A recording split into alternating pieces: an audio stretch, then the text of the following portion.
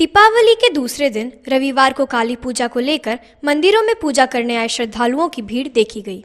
मां काली की पूजा अर्धरात्रि में की जाती है। मान्यता है कि अगर मां काली की पूजा पूरे विधि विधान से की जाए तो व्यक्ति को शीघ्र ही फल की प्राप्ति होती है। साथ ही यह भी माना जाता है कि मां काली की पूजा करने से व्यक्ति का कोई भी मनोरथ सिद्ध हो सकता है। मां काली के पूजन से जीवन के सभी दुखों का अंत हो जाता है।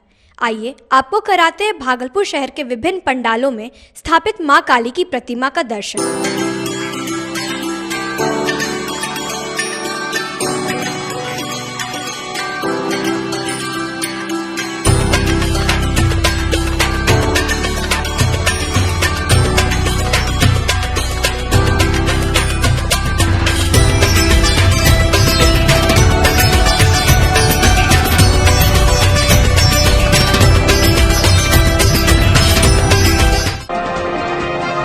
भागलपुर जिले के नाथनगर स्थित बहबलपुर गांव में रविवार की देर रात मां काली की 32 फुट ऊंची प्रतिमा स्थापित हुई। प्रतिमा स्थापित होने के बाद रात्रि 12 बजे से सुबह तक माता की पूजा अर्चना की गई। बहबलपुर गांव में माता काली की पूजा पिछले 400 वर्षों से की जा रही है। बहबलपुर की काली माता की प्रतिमा की स्थापना पीपल के पेड़ के नीचे होती है।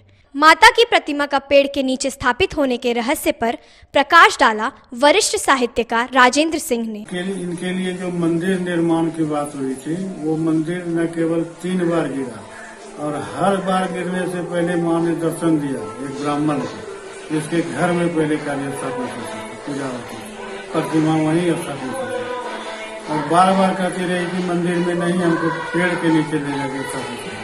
लेकिन ब्राह्मण और गांव वालों के समर्थन से, हिम्मत बनाने से मंदिर का काम बार बार किया जाता रहा। दो बार मंदिर का निर्माण लिंटर तक पहुंचने के बाद दीवार गिर गई, फिर स्वप्न हुआ, फिर मतलब कि वही धमकी दी गई।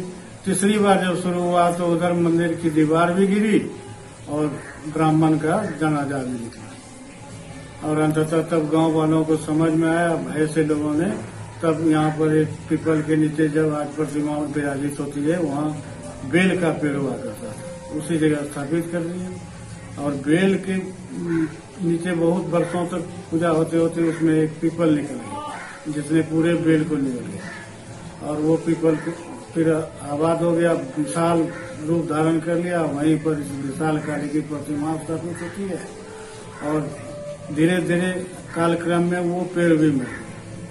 तो 10, 12, 15 साल तक कम से कम मेरे सामने रहा। उस समय मैं खुद ही पूजा का अग्रणी था। वो पेड़ मर गया, तना सिर्फ शेष रह गया। 10-15 साल के बाद उसमें से एक नया पीपल निकला और फिर वो पीपल अभी खड़ा है।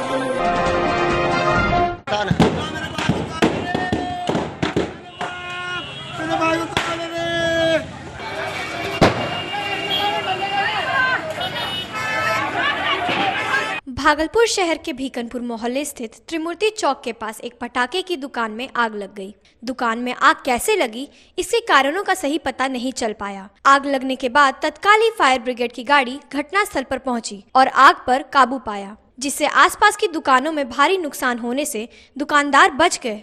पर जिस दुकान में आग लगी थी उससे सटी हुई दुकानों में काफी नुकसान हुआ है। जिस दुकान में आग लगी थी उसके मालिक का कहना है कि आग लगने के कारण उनका लगभग लाख रुपए का नुकसान हुआ है। सिगरेट, बीड़ी, ताला, चाबी, चश्मा बेल्ट यही सब का दुकान है। मोटा मोटी सब मिला के 1 लाख रुपए गया। रिपेयरिंग सेंटर है। हमारे बगल वाले दुकान में आग लगने से हमारा दुकान में भी चपेट हुआ है, पूरा जल के सभी राख हो गया, लाख से ऊपर का।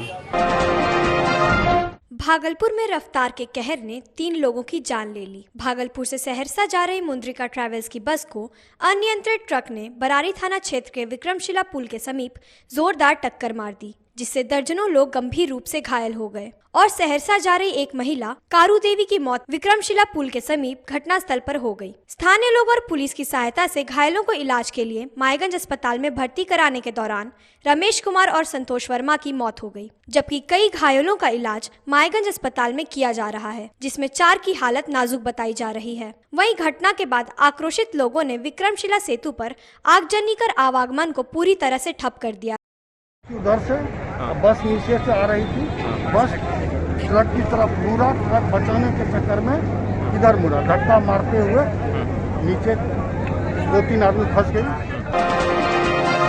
भागलपुर जिला क्रिकेट संघ के तत्वाधान में सैंडिस कंपाउंड स्टेडियम में आयोजित चंदन कुमार उर्फ Dungdung memorial T20 cricket tournament में रविवार को खेले गए पहले मुकाबले में यूसीसी ने बादशाह 11 को 5 विकेट से पराजित कर दिया। इस मैच में मैन ऑफ द मैच 4 महत्वपूर्ण विकेट लेने वाले यूसीसी के सूर्यवंश रहे। वहीं दूसरे मुकाबले में यूथ कॉर्नर क्रिकेट क्लब ने TNB शिव पूनम एकेडमी को 94 रनों से पराजित कर दिया। दूसरे मुकाबले के मैन ऑफ द मैच 51 रनों से अर्धशतकीय पारी खेलने वाले यूथ कॉर्नर के विकास यादव को दिया गया। दोनों मैचों में अंपायर की भूमिका अभय कुमार और धर्म जय ने निभाई। स्कोरर सैयद अली अकबर और रक्षेंद्र रुद्र थे।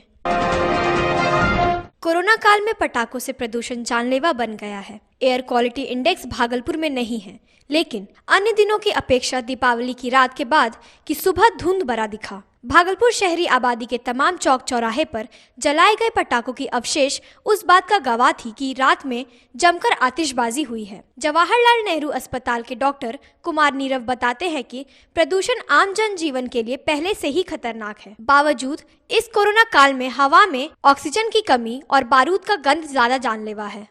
देखिए, पॉल्यूशन का असर इंसान के सांस की जो पद्धति होती है, जो रेस्पिरेटरी सिस्टम होता है, उस पर बहुत असर पड़ता है। वैसे मरीज़ जो पहले से क्रॉनिक ऑब्स्ट्रक्टिव लंग्स डिजीज़ के पेशेंट हैं, उनको अस्थमा है या उनको कोई हार्ट की बीमारी है, उनको ब्लड प्रेशर है, उनको डायबिटीज़ है, ये सारी चीज़ें पॉल्यूशन के कारण बढ़ती हैं और ये सारी चीज़ें कोरोना के लिए एक रिस्क फैक्टर है। वैसे मरीज़ जिनको कोरोना के लक्षण हैं और उनको पहले से ब्लड प्रेशर, डायबिटीज़, कोई हार्ट की बीमारी या ब्रेन की बीमारी है जो कि पॉल्यूशन के कारण बढ़ जाती हैं, तो मोर्टेलिटी के चांसेस ज़्यादा हो जाते हैं। भागलपुर सुल्तानगंज थाना क्षेत्र के भीरखुद पंचायत अंतर्गत तराटा बरबीघा बहियार से एक 25 वर्षीय अज्ञात युवक के शव मिलने से क्षेत्र में सनसनी फैल गई है। वहीं शव मिलने से ग्रामीणों के बीच में दहशत का माहौल है। बता दें कि युवक के सर में गोली लगने का निशान है। घटना देर रात्रि की बताई जा रही है। सूचना मिलते ही सुल्तानगंज थाना क्षेत्र की पुलिस घटनास्थल पर पहुंचकर शव को अपने कब्जे में लेकर पूछताछ कर रही है, लेकिन अब तक शव का शिनाख्त नहीं हो पाया है। फिलहाल पुलिस छानबीन कर रही है। भागलपुर सुल्तानगंज के अजगैवीनाथ गंगा तट पर छठ व्रतियों का जनसैलाब उमड़ पड़ा। बताते चलें कि बिहार, उत्तर प्रदेश तथा झारखंड के आस्था का महापर्व छठ पूजा को लेकर छठ व्रतियों का जनसैलाब गंगा स्नान करने के लिए उमड़ पड़ा है।